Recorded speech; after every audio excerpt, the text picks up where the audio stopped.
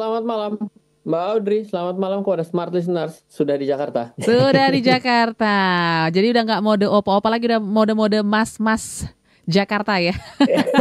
Iya betul, kemejaan udah nggak pakai jaketan. Yes, oke. Mas Ryan, boleh kita update dulu kondisi market selama 1 minggu belakangan seperti apa, Mas Ryan? Silakan. Iya, jadi tren minggu ini menarik ya, Mhm. karena satu kita kalau di Bursa Efek Indonesia kita melihat sebenarnya dalam 1 minggu ini kita relatif mengalami pelemahan Mhm. karena di minggu lalu selama 1 minggu ini kita berada di level tertingginya di 7.491 yang itu adalah di tanggal 6 dan Mhm. sekarang kita berada di 7.321 ya. Meskipun pada hari ini kita mengalami penguatan ya, Oke. yaitu 0,76%. Tapi sebenarnya pergerakan itu berada di rentang melemah dalam 1 minggu.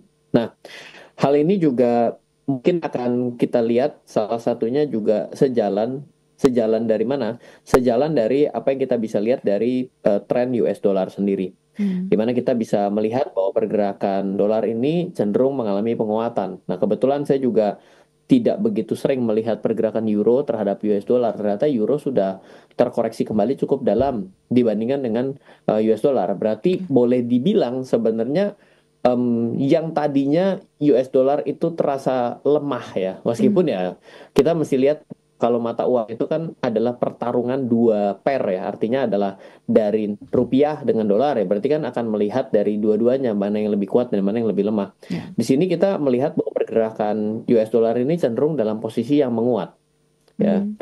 Lalu yang menarik di sini mungkin saya bisa coba bahas dari dua dua hal ya, yaitu pergerakan yang mulai mengalami koreksi sendiri itu adalah pergerakan harga emas. Oke. Nah, pergerakan harga emas ini selalu mengimbangi. Jadi ketika yang lain tidak oke, biasanya emas akan oke.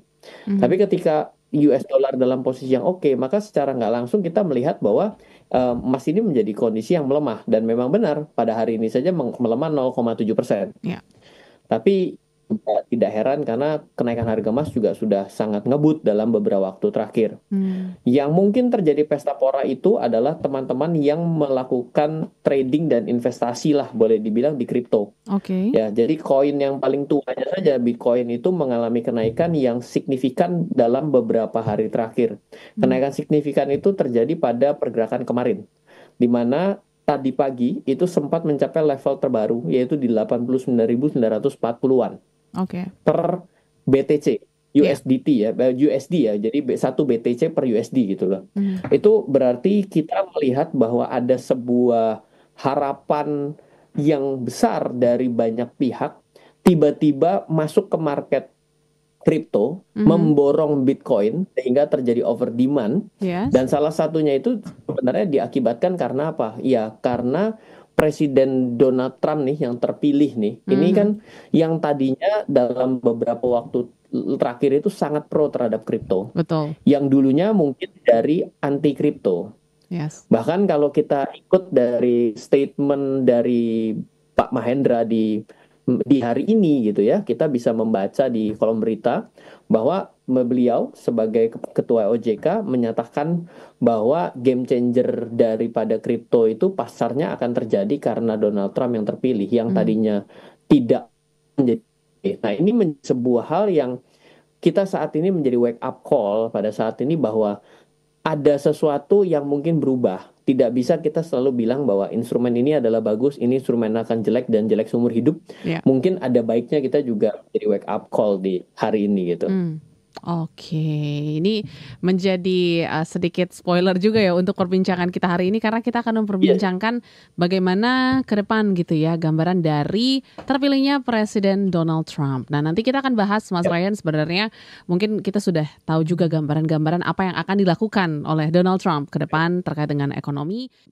Terpilihnya Donald Trump akankah ini menjadi dampak yang baik atau mungkin perlu kita waspadai nih untuk Indonesia sendiri, Mas Ryan?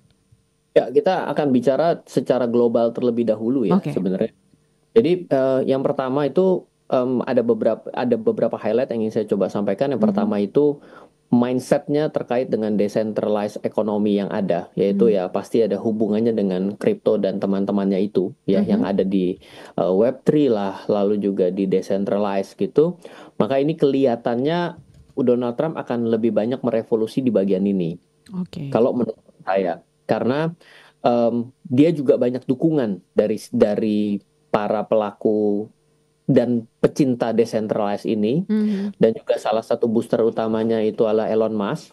Oke. Jadi boleh dibilang ini akan menjadi sebuah momen ya, bahwa utilisasinya kalau mau menjadi benar ya harus di-endorse juga gitu. Karena Oke. kalau selama ini tidak di-endorse dengan benar, maka akan dicari jalan yang ada di tengah, yaitu abu-abu, gray area. Mhm. Kan kita sudah dengar ya bahwa kripto ini terus-menerus di quote unquote dikerjain lah di Amerika dengan berbagai macam pengadilan-pengadilan, mulai dari Binance, lalu mulai dari Ripple. Ripple itu yang paling dihantam ramai sekali tuh. Makanya kalau kita ngikutin berita di 5 hari lalu kalau tidak salah, Mhm. di X ya, di Twitter Yes. itu CEO-nya Ripple itu bilang bahwa tolong program pertama dari Donald Trump itu pecat si SEC-nya, jadi kayak OJK-nya di Amerika, Mhm. itu untuk ketuanya, karena ini benar-benar membuat sebuah tidak bisa revolusi terjadi dalam penggunaan positif terkait dengan digitalisasi terkait dengan kripto juga, mata uang kripto seperti itu. Oke. Ini jangan kita bicara bahwa dengan cara berpikirnya seperti beberapa tahun yang lalu gitu ya. Mhm.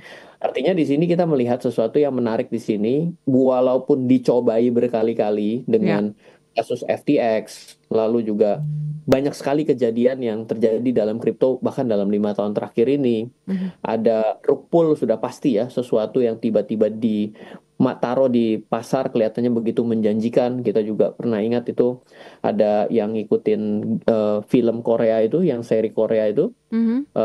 itu tiba-tiba mata uangnya ada, tiba-tiba hilang, yang membuat tiba-tiba melarikan diri dan lain sebagainya. Ya, itu adalah hal yang negatif yang terjadi gitu. Tapi Oke. banyak hal positifnya yang mungkin tidak bisa dieksplor, diakibatkan karena baru mau dieksplor saja sudah dibredel. Jadi tidak pandang bulu nih, mau Yes. bagus nggak bagusnya gitu. Akhirnya malah diberantas habis. Nah, ini menjadi salah satu program 100 hari yang kita perlu perhatikan. Mhm. Jangan lupa kita sebagai seorang investor itu kita harus lihat bahwa investor itu membeli masa depan. Oke. Kalau membeli masa lalu itu namanya orang yang namanya nggak bisa maju. Mhm. Iya dong, kan sudah Yes. lewat. Apa yang dijadiin Iya, pelajaran saja, gitu kan. Nah, ini betul. saya melihat sesuatu dan direspon pasar serius loh. Di Hmm. sini hampir 100, kalau saya bilang ini sedikit lagi sudah 100.000 per satu BTC. Oke. Ya, belum jalan loh gitu. Pak, Ya. emang Mas Ryan nanti nggak akan ada koreksinya? Lupakan cara berpikir koreksinya dulu. Itu kan Mhm. adalah how to buy dan when to buy, ya Oke. kan? Kita tapi berpikir dulu bahwa di sini kayaknya ada kekuatan di sini untuk mencari sebenarnya at the end of the day ini si aset desentralisasi, mata uang terdesentralisasi ini mau kemana sih arahnya gitu. Mhm. Itu sepertinya. Lalu yang kedua, ini juga ada sesuatu yang menarik bahwa ada sebuah keinginan bahwa SEC itu nantinya tidak bisa menjadi independen tapi harus ada di bawah presiden Donald Oke. Trump ini. Ini juga jadi sesuatu yang cukup menarik ya, Ya. karena tadinya kan sebagai sesuatu yang bisa bergerak sendiri tidak bisa diintervensi, Mhm. ya kan? Tapi akhirnya kalau tidak bisa diintervensi, bisa saja mereka masing-masing memiliki program sendiri. Ya. Nah, ini kan bisa tidak terjadi sebuah kesinergisan antara satu kebijakan dengan kebijakan Yang yang lain. lain, Contoh betul. sederhana, contoh sederhana. Misalnya presidennya pro kripto, Mhm. misal. Oke. Dan ini Pak Donald Trump. Terus ternyata SEC-nya masih mengikuti bahwa wah nggak bisa, ini ya, masih mirip dengan yang namanya kapitalisasi dan lain sebagainya. Mhm. Bukan mencari bagaimana ini bisa dikawinkan, tapi tetap dalam sudut pandang tidak bisa dan tidak bisa. Inovasi tidak terjadi, yang mana ini adalah eranya inovasi. Oke. Lalu juga interop, jadi artinya sesuatu yang terjadi interoperabilitas itu tidak bisa terjadi juga. Nah, ini kan akhirnya karena merasa bahwa saya bisa berdiri secara independen kok. Yes. Nah, ini kelihatannya akan dibredel juga di pemilihan Trump 2.0 ini, Hmm. gitu. Nah, Oke. ini berarti akan ada banyak ya di sini sesuatu yang akan ada perubahan secara pemetaan. Hmm. Nah, ini juga menjadi sesuatu yang lebih perlu perhatian bagi investor lokal di Indonesia bahwa jangan sampai kita itu tidak open mind dengan tren investasi global. Oke. Kenapa? Karena pada saat ini kan semakin hari itu semakin tidak ada border, tidak Border, ada yes, satu pagar yang jelas betul. mengenai sebuah investasi lokal dan luar kan. Mhm, mhm. Kalau dulu kan kita rada asing ya bicara mengenai gimana membeli saham Amerika. Dulu kalau saya mulai di tahun 2004, kita membayangkannya jauh lebih ruwet dan sulit dengan nilai modal yang tinggi. Oke. Hari ini tuh menjadi semakin dekat di depan kita. Nah, regulator kita pun di poin ini masih belum sampai. Mhm. Ya, jadi ketika di Indonesia ini belum bisa masuk secara tidak harus menjelimet gitu loh. Ya. Jadi tidak ada sebuah hal yang formal, jelas, bisa membantu secara pemerintahan kita kalau kita mau investasi ke internasional. Tapi kita jadi bilang gini, lu ngapain investasi keluar? Investasi di dalam negeri juga menjanjikan. Betul juga, cara pemikirannya itu tidak salah. Mhm. Gitu, tapi pada akhirnya adalah ketika kita tidak bisa mengakomodir secara skala internasional, toh tetap saja akan ada orang Indonesia yang investasi ke luar negeri. Yes. Dan akhirnya apa? Ya sudah gitu kan. Ya, Daripada kita tidak bisa mengcapture, kenapa tidak kita capture? Kan begitu harusnya pemikirannya. betul. Ya, bagaimanapun juga kan yang namanya investasi itu membeli masa depan. Lah Mhm. kalau ternyata ada orang yang melihat bahwa investasi secara global itu adalah menjanjikan, terus apakah dia juga akan tetap berada di dalam konsep yang nasional saja? Ya kan nggak juga. Yes. Ini kan dia juga bilang ya, kalau saya memang menjanjikan orang itu sesuatu masa depan yang oke dan Indonesia tidak bisa siapkan, berarti saya akan pergi. Tuh kan pergi juga, kan bisa begitu. Gitu. Jadi ini menarik di sini nih karena memang sudah melewati fase-fasenya adalah fase pandemi kita sudah lewat. Yes. Lalu kelihatannya bahwa perbaikan perekonomian lah kok juga nggak membaik, ya kan? Masih dalam posisi yang kayaknya kapan take off-nya sih kan gitu Mhm, kan? mhm. Semoga dengan adanya refreshment dari Bapak pebisnis satu ini ya, Pak Donald Trump ini kan memang pebisnis gitu ya, Yes. mindsetnya itu adalah bisa memperbaiki sesuatu. Seorang pebisnis itu kan mindsetnya itu adalah memberikan solusi kan. Mhm. Dia kan mendapatkan sesuatu dari masalah orang. Ya. Ya kan dia sudah mendapatkan problemnya pada hari ini. Nah, itu menjadi tantangan buat dia gitu. Terlepas dengan gaya eksentrik dan nyentriknya si Donald Trump gitu. Donald Mhm. Trump itu ya. Tapi saya bisa mengcapture poin pertama ini akan ada sesuatu yang sifatnya border-border dalam investasi ini akan semakin tipis gitu ya. Oke. Dan sayangnya kita harus akui di Indonesia regulasinya memang betul-betul di poin ini benar-benar masih masih jauh keseret-seret gitu. Mhm. Akhirnya ya berada di satu koridor yang high cost secara investasi kalau Oke. kita mau lompat-lompat ke sana. Satu juga ya akhirnya berada di area-area yang salah enggak bener juga enggak. Lah ini kan akhirnya ya enggak enak sebenarnya yang namanya grey ya. Mhm. Putih-putih hitam-hitam lah kan gitu kan. Yes, jangan setengah-setengah. Iya, iya, Oke, setengah-setengah tuh kan capek ya, betul. pura-pura namanya. Iya, bingung ya mau ke kanan atau ke kiri seperti itu. Dan ini, Betul. poin yang cukup menarik gitu ya terkait dengan, ya tadi mungkin lebih ke investasi gitu ya, Mas, ya. Dan Ya, pasti ya. dampak langsungnya juga akan terasa kepada masyarakat Indonesia. Nah, kalau untuk, hal-hal yang mungkin akan diputuskan nih, terkait dengan, kebijakan impor lah dan lain sebagainya, apakah juga akan pengaruhi mata uang kita nih, Mas? Karena kan ini juga masih menjadi concern Indonesia sendiri ya? Mas Ryan? Yang menjadi tempat berantemnya Donald Trump secara tren itu kan sebenarnya bukan negara kita toh. Oke. Karena kita juga boleh dibilang masih keteteran terkait dengan ekspor dan impor. Mmm, Ini kita harus buka data makro ya, iya, tapi kalau kita lihat secara kasat mata yang ada di sekitar kita kan kita untuk barang-barang kebutuhan pokok kita saja kadang kita impor. mhm, Nah, berarti kan artinya yang akan menjadi musuh besar bagi Amerika sendiri seperti cara berpikir Donald Trump. Dia itu kan ingin memajukan negaranya. yes, Otomatis dia akan memproteksi barang masuk sebenarnya. mhm, Bagaimana agar barang masuk itu terproteksi dan di dalam negeri bisa mencukupinya sendiri karena dia merasa bahwa negaranya cukup mampu secara resources untuk bisa berdiri sendiri. Cuma ada gangguan-gangguan dari sekitarnya yang membuat tidak bisa bersaing. oke, Dia berani loh artinya di sini. Poinnya jadi berani. iya, Makanya salah satu program 100 harinya saya baca dia akan usir-usirin tuh si imigran-imigran gelap. Kenapa? Karena logika berpikirnya menurut saya begini, yang namanya imigran gelap itu kan berani dibayar lebih murah secara ongkos tenaga kerja. Mhm. Namanya aja gelap. Berarti kan dia pasti tidak tercapture dengan benar secara aspek perpajakan, pendapatannya, dan dia akan bisa menjadi tenaga kerja pengganti dari yang resmi. Secara otomatis berarti kan orang yang asli daripada Amerika itu tidak bisa mendapatkan pekerjaan karena kuenya diambil dengan tenaga kerja ilegal yang lebih murah. Nah, ini kan Hmm. sudah jelas cara berpikirnya adalah walaupun menjadi sakit sebenarnya Ya. karena dengan diusirnya imigran itu membuat mungkin cost of production di negaranya menjadi lebih tinggi. Yes. Tapi kan trade off-nya, ya ganjarannya adalah ada orang yang asli di Amerika akhirnya jadi bisa bekerja, Mhm. Ya, ya. ya kan? Nah, itu juga akan sama seperti cara berpikir barang yang masuk kan. Mhm. Kita anggap berpemikirannya sama dulu deh. Yang Oke, namanya imigran gelap, ini sekarang kita bicara dengan barang yang masuk. betul. Kalau barang yang masuk ini sebenarnya dia bisa penuhi sendiri, barang yang masuk ini kan bahkan diblokir. Hmm. Agar apa? Agar perekonomiannya jadi berputar kembali kan. Cara Betul. berpikirnya ke situ. Nah, itu mungkin yang akan diajak gelut pertama mungkin bukan Indonesia tapi adalah Cina sendiri, Hmm. Tiongkok sendiri. Ya. Ya.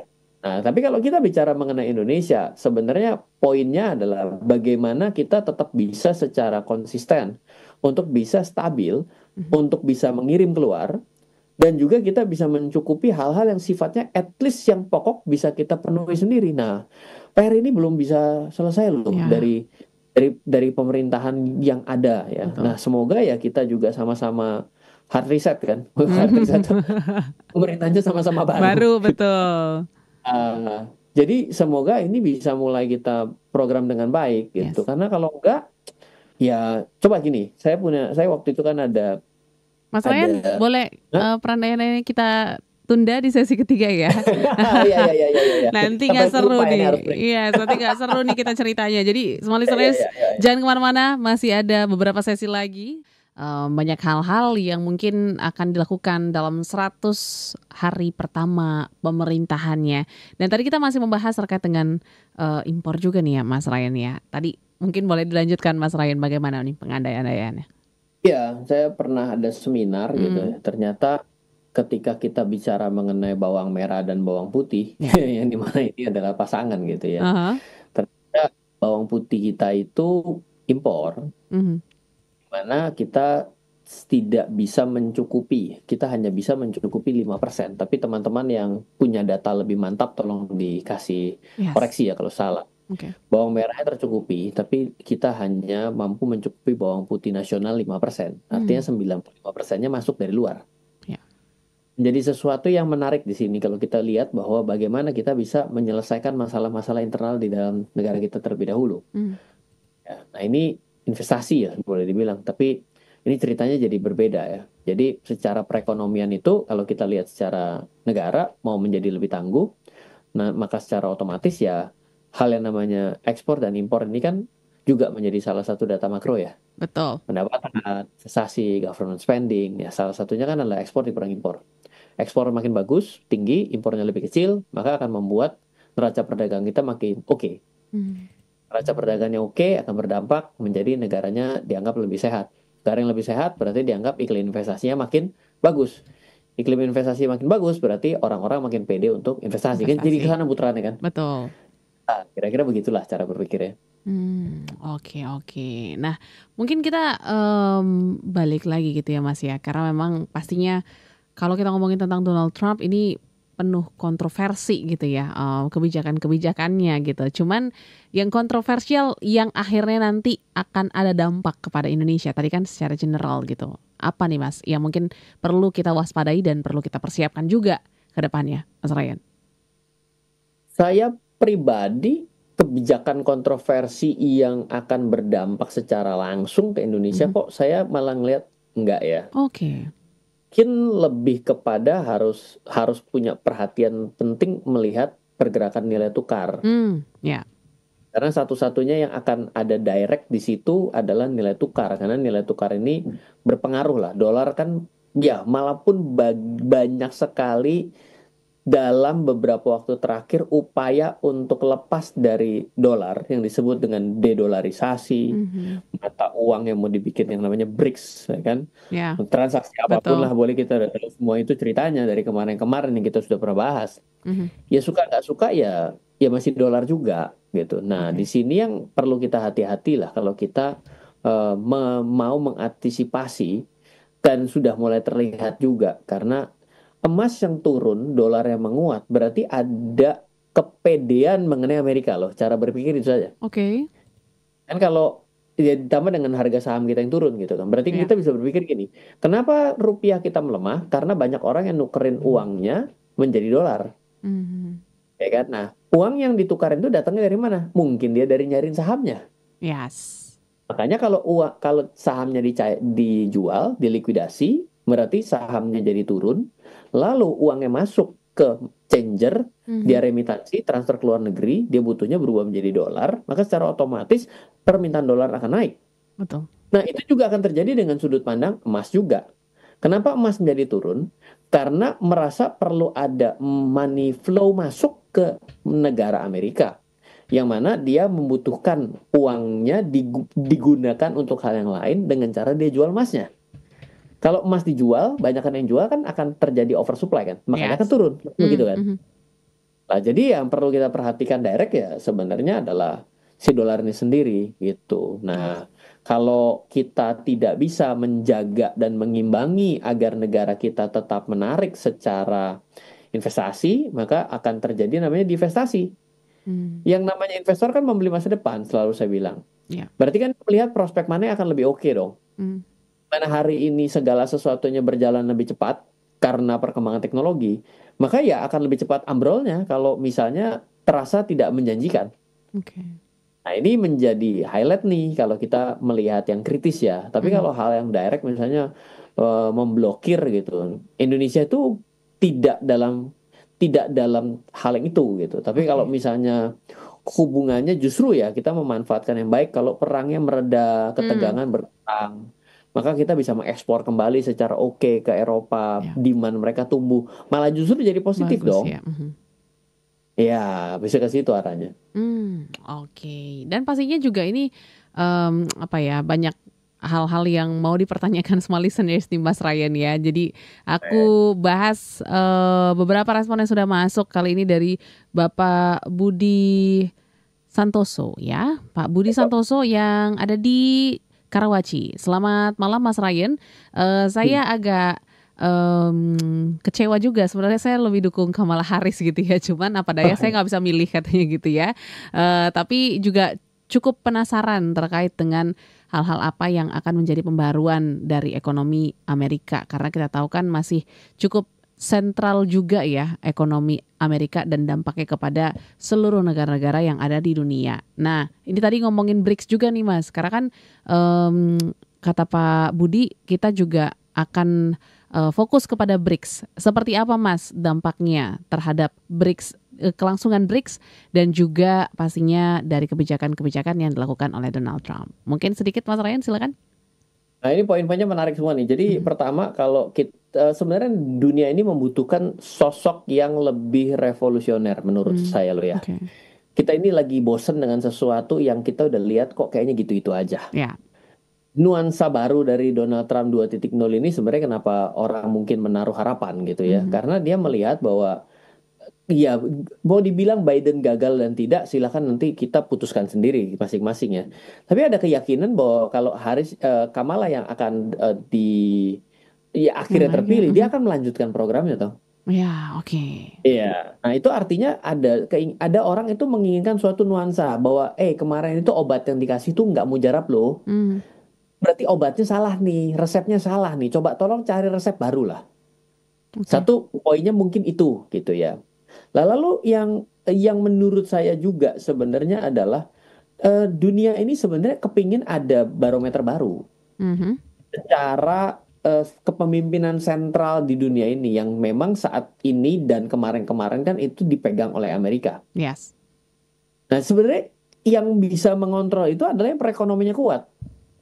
Yang Mmm. kita sadari mana ada negara yang utangnya lebih gede menggunung dengan cepat begitu, Ya, tapi tetap dianggap sebagai tokoh sentral kan nggak betul. masuk cara Iya, berpikirnya. iya. Nah, masalahnya ya nggak ada gitu. Dan Mhm. Tiongkok tidak mengambil hal itu. Kita pernah membahas itu. Ya. Tiongkok nggak mau melakukan poin tersebut sehingga kan terjadi sesuatu yang kosong. Siapa nih yang mau ngelamar jadi pimpinan dunia nih kan begitu ya? Mhm. Gambarannya buat versi Betul. saya loh Iya, ya. iya, iya. Gitu. Jadi itu kejadiannya. Lalu ketiga ya, bicara mengenai BRICS. Nah ini juga poin yang mungkin agak miss tadi kita belum bahas bahwa eh, agak harus hati-hati nih dengan BRICS itu sendiri kalau Mhm. Indonesia mau mengambil quote unquote pertemanan dan menjadi anggota. Karena kalau kita masuk menjadi part of BRICS ya, Mhm. berarti Donald Trump ini kan jago gelut, hobi Oke. gelut ya, kelihatan ya. Yes, betul. Berarti kan secara nggak langsung kita akan menjadi Lawannya. musuh, gitu kan? Wah ini jadi lucu Eh, nih di sini. Karena iya, tapi iya. menurut saya harus sesuatu yang agak hati-hati pemerintah ya pada saat ini. Mhm. Kita ini bukankah terkenal dengan bagian sesuatu yang non-blok biasanya? Oke. Tapi tiba-tiba kita menjadi blok. Nah, Yes. apakah ini adalah waktu yang cukup tepat kita tiba-tiba memilih blok? Blok. Nah, itu Nah, tuh. itu ya. Ketika kemarin tiba-tiba mau menjadi anggota, kayaknya sih enggak ya. Tapi kalau misalnya datang memenuhi undangan, saya rasa itu adalah cara yang benar tuh ya. Kan kita Hmm, kan biasa ya namanya diundang, datang ya, menghargai, menghormati itu udah budaya betul. kita tuh benar. Betul. Tapi kalau kita mengambil posisi untuk menjadi bagian dan anggota BRICS dan kebetulan yang terpilihnya adalah modelnya hobi berantem, Mhm. lah ya repot karena dia ini kan si Donald Trump ini kan adalah yang memang selalu berani-berani untuk bikin sesuatu yang kontroversi kan. Ya. Wah, nanti kita malah jadi secara nggak langsung bagian dari musuhnya. Mhm. Oke. Ya, padahal kedekatan kita, presiden kita juga dengan Donald Trump harusnya bisa dimanfaatkan juga dengan baik kan? Yes. Kalau saya loh ya, saya ini Mhm. ini ceritanya nih jangan dianggap ini, tapi cara perspektif ya. Namanya orang kan semakin lama dia berada di suatu tempat, maka lama-lama dia juga punya perspektif lain. Itulah perspektif saya seperti itu. Yes, yes. Oke, ini menjadi menarik juga ya, dan kita lihat juga nanti ke depannya akan seperti apa gitu semua listeners. Dan mungkin masih ada beberapa pertanyaan yang sudah masuk kali ini dari YouTube ya, Mas Ryan. Kita bacakan dari akun Jonas Benbird. Malam Mas Ya, Ryan, mau tanya, halo. setelah Trump menang apakah bisa nih ya kita prediksi Indonesia akan inflasinya naik gitu ya, atau justru deflasinya akan lebih parah, Mas Ryan? Ada dampaknya kah ke Oh, inflasi dan deflasi? ya, jadi gini ya, kalau saya lihatnya begini, kalau tren itu kan terjadi kan ada nasional, Mhm. ada tren global gitu Oke. ya. Nah, kalau kita melihat bahwa trennya adalah penurunan suku bunga dilakukan, di mana kita melihat ya, Amerika kan terjadi kenaikan suku bunga begitu cepat dan sekarang adalah tren suku bunga mulai diturunkan gitu. Mhm. Nah, kalau tren suku bunga naik, berarti kan itu adalah akan memicu inflasi. Oke. Kalau tren suku bunga diturunkan dan diturunkan, ya akan memicu deflasi. Mhm. Ya kan? Nah, sama. Jadi ketika kita terjadi, apa dampaknya pada saat ya, apa hari ini tuh kenapa jadi modelnya adalah seperti dalam keadaan deflasi? Yaitu adalah karena diakibatkan tren global, trennya udah mulai tren membuat suku bunga yang turun. Oke. Nah, jadi dampaknya situ gitu. Loh, kalau misalnya bagaimana kalau sekarang kita ngide misalnya, kita Mhm. naikin sendiri suku bunganya. Nah, itu mesti hati-hati juga. Nah, karena kalau kita tiba-tiba tidak cukup kuat mengganti arah sendiri jadi trendsetter gitu ya, tiba-tiba kita naikkan suku bunga sendiri, itu juga jadi masalah lain gitu. Mhm. Jadi tempat lain semuanya ngasih harga sekian, tiba-tiba kita ngasih harga tinggi sendiri, misalnya gitu Ya, kan. Itu ya. kan berarti sesuatu yang kebijakannya kok beda sendiri, kuat banget nih, ya kan? Sekuat itukah kamu mengambil kebijakan itu sendiri gitu. Mhm.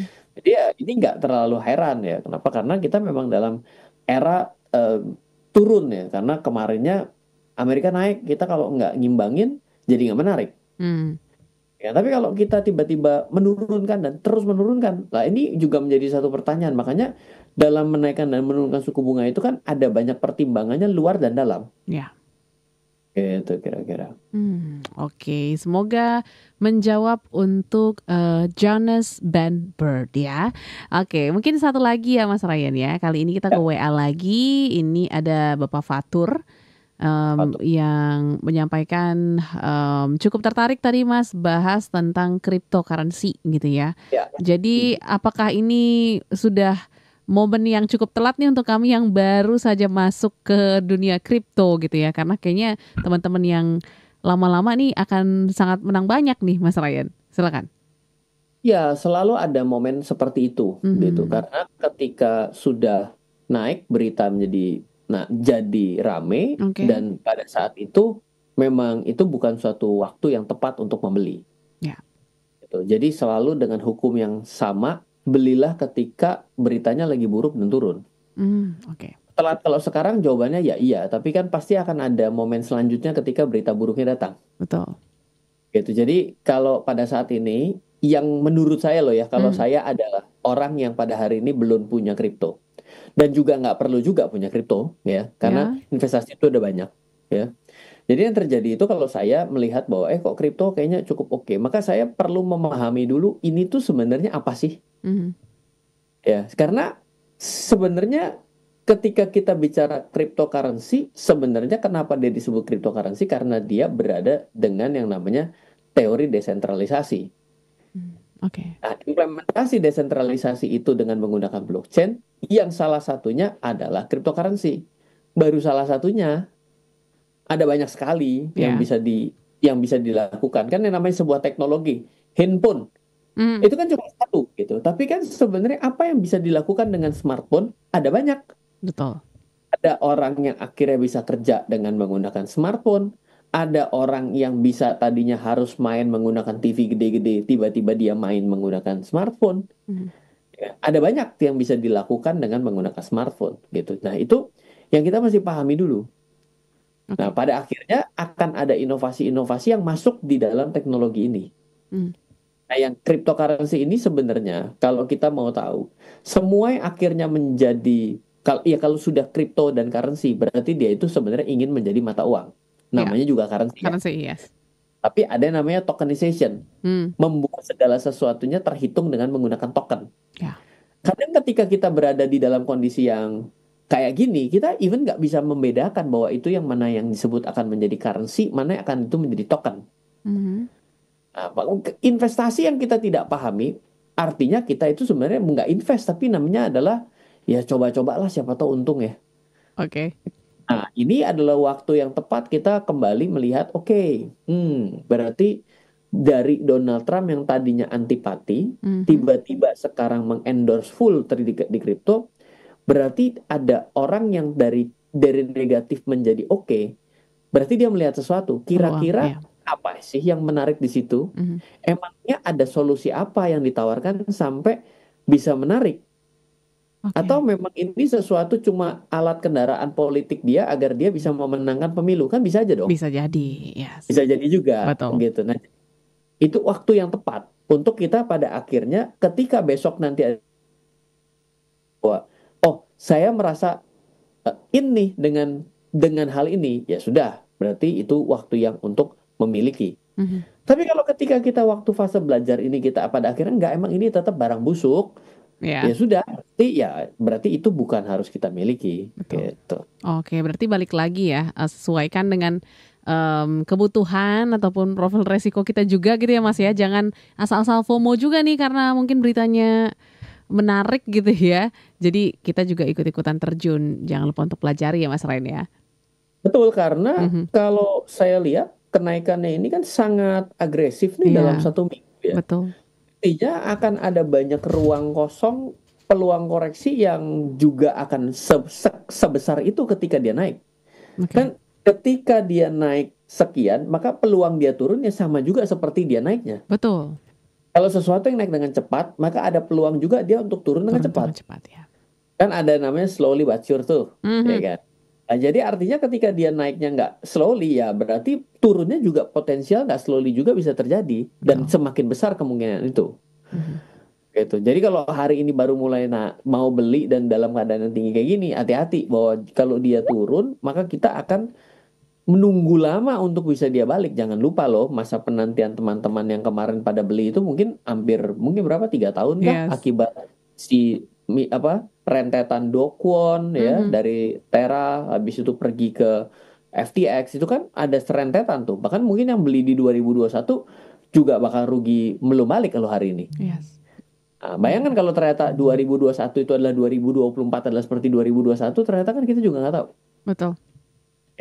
Jadi ya itulah yang jadi masalah kalau kita melihat sebuah investasi, dan investasi itu sebenarnya tidak ada yang jelek, tapi investasilah di tempat yang kita bisa memahami dan kita nyaman dalam Betul. investasi tersebut.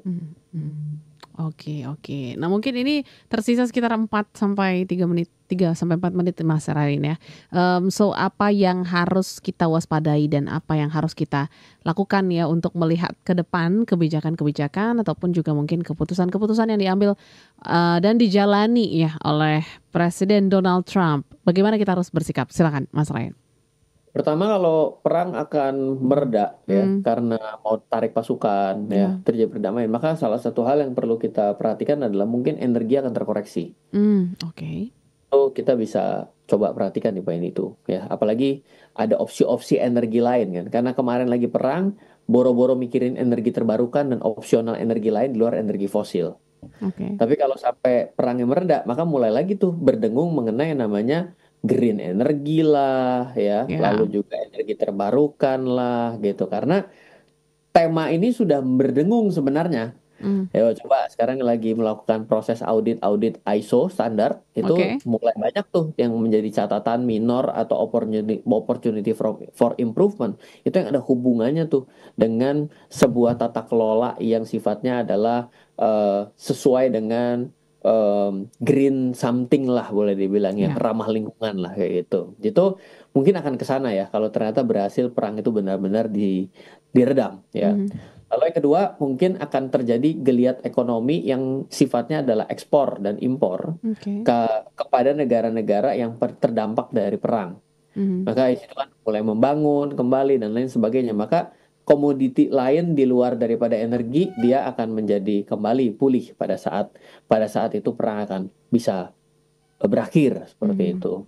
Lalu untuk emas akan kembali melandai menurut saya, karena sesuatu konflik yang mereda membuat orang merasa bahwa emas semakin tidak begitu menarik, karena emas itu adalah penahan resiko ketika tempat lain berisiko. Yes.